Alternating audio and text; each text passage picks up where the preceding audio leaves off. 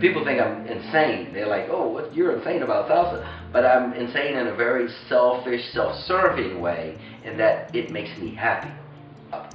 So they call it a hobby as being, yeah, it's a little more than that. So it's something you can do for your entire life. You can share it with the person that you love. You can meet people that you love. You can meet new friends. It's a great community kind of thing. So I'm writing a coming-of-age memoir about growing up in Washington, D.C., and about growing up in a number of institutions. I grew up in an orphanage and a bunch of other kind of government institutions.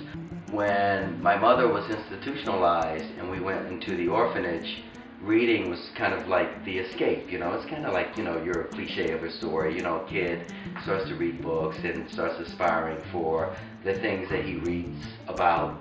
That was kind of the catalyst, I wasn't willing to settle for the things that surrounded me. I wanted to do more than that. I met my wife because of salsa, and my wife is literally the best thing that ever happened to me. I just fell in love with him from the very first moment.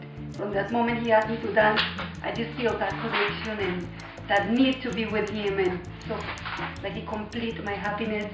When I danced with my wife, who obviously I didn't know at the time, she was trembling. It's how, she was so anxious and so nervous, and she was so beautiful, and I was like, oh my God, I get this beautiful woman trembling in my arms. Let me see if I can pursue this. So of course, I told her, what are you doing here? She says, oh, I'm here to take a salsa lesson. And I said, a salsa lesson from these guys? You ought to take a salsa lesson from me. I'll give you a salsa lesson for free. And 3 months later, we were married. I didn't have a single minute of regret since then. So it was definitely the best thing for me to do. And I love it because we kind of complement each other that way, And I always trust his sense and his ideas.